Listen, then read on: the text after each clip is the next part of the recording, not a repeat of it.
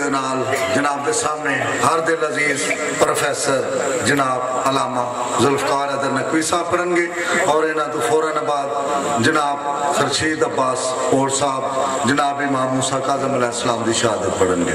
بسم اللہ جناب سید ذوالفقار حیدر نقوی صاحب۔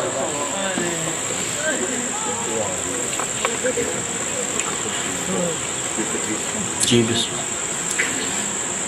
بسم اللہ الرحمن الرحیم۔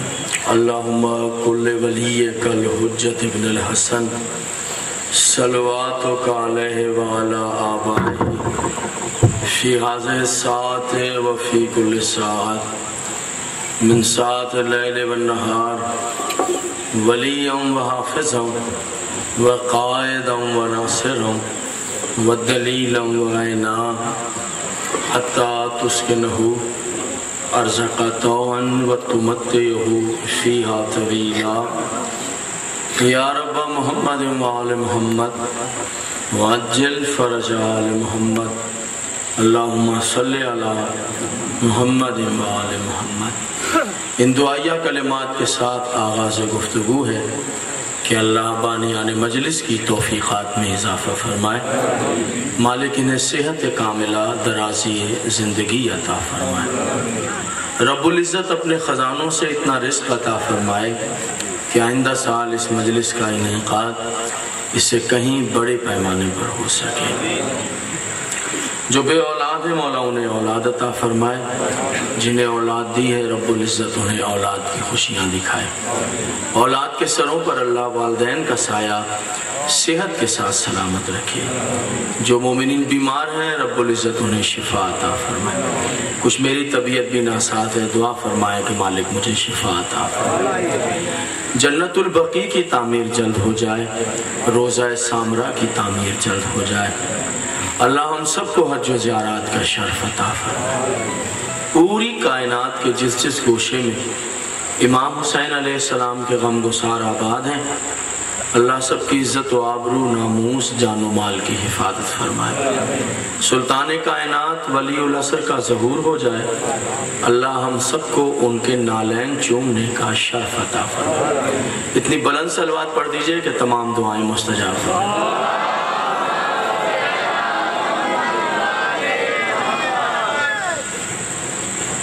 حاضرین محترم ماشاءاللہ سارا دن سے مجلس ادا جاری ہے، شام کا وقت ہے، اگر آپ مجھے اجازت دیں تو دل چاہتا ہے اس امام کا تذکرہ کروں جس کے انتظار میں ہم دن رات گزار رہے ہیں۔ ذرا پیچھے والے دوست سے سنو، تھوڑا سا ٹائم ہے اور میں بس جلدی سے میں نے حاضری دینی ہے اور دو چار باتیں کر کے تاکہ ابھی پیچھے اور جو پڑھنے والے ہیں وہ ماشاءاللہ پڑھے۔ میری حیثیت یہاں مہمان کی نہیں میزبان کی حیثیت ہے، اس بادشاہ کا تذکرہ ہو جائے جو میرا اور آپ کا حقیقی بادشاہ ہے،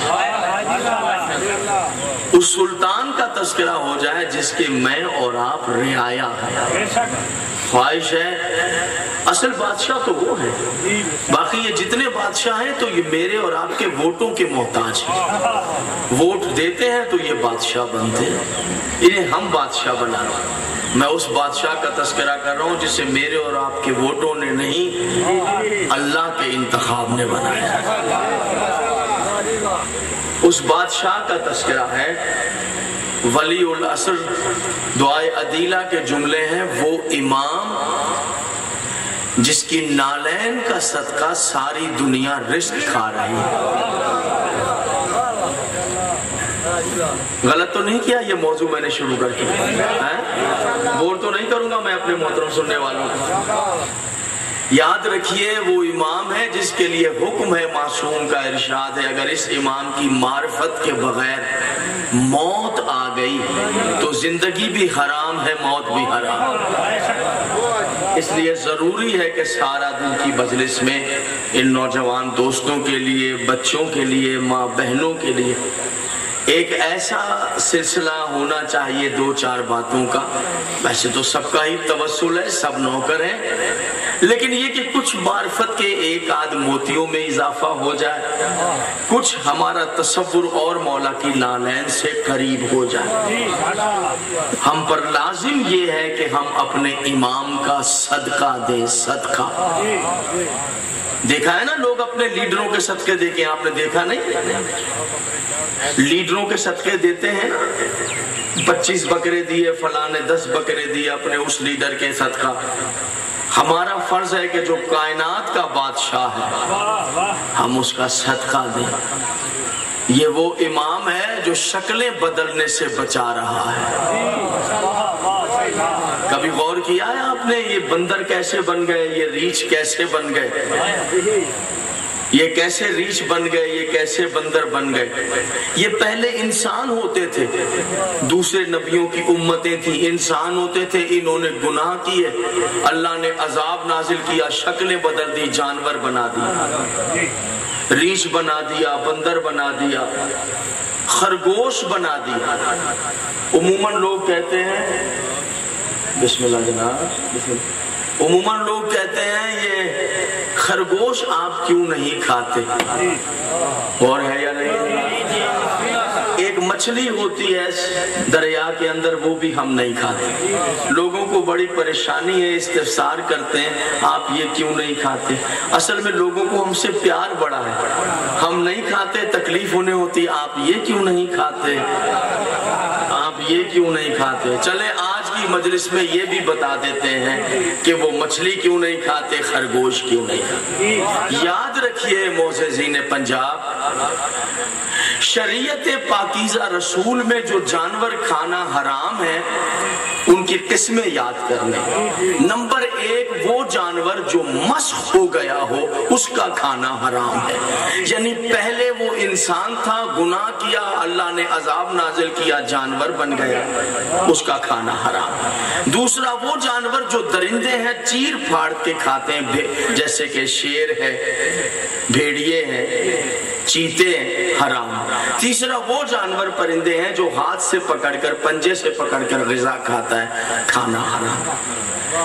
توجہ ہے یا نہیں؟ غور کیجئے، ان کا کھانا حرام کیوں؟ وہ جو پہلے انسان تھے وہ کیا ہے؟ وہ بھیڑیا ہے، مینڈک ہے، چوہا ہے، ہاتھی ہے، ریچھ ہے، بندر ہے، سر میں یہ جو جوں ہوتی ہے، یہ پہلے انسان تھے، پھر مشق ہو گئے، وہ پھر جانور بن گئے، جیسے خرگوش ہے، جیسے وہ مچھلی ہے جو ہم نہیں کھاتے۔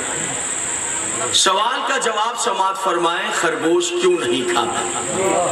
اللہ نے قرآن میں کہا میرا حبیب پاکیزہ نبی جو طیب چیزیں، پاکیزہ چیزیں تم پر حلال کرتا ہے، گندی چیزیں تم پر حرام کرتا ہے۔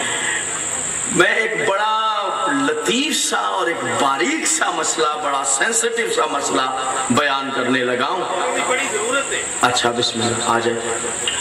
اور لیکن میں چونکہ پردے دار ماں بہنیں میرے بالکل قریب میری آواز سن رہی ہے، میں کچھ کنائے اور اشاروں سے گزروں گا، لیکن مجھے آپ کی سماعت کی عمدگی پر پورا یقین اور امداد امام زمانہ پر بھروسہ ہے۔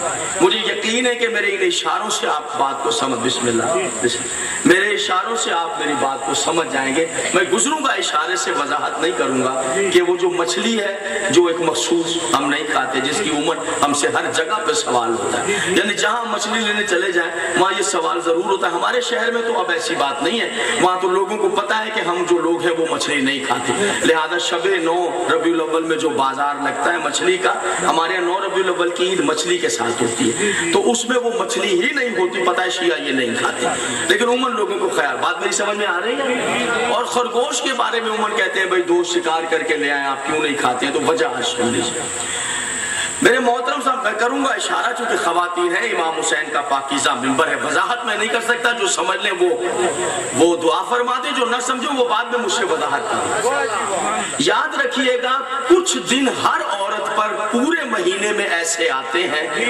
جس میں اللہ کی طرف سے نماز اس پر حرام ہو جاتی ہے۔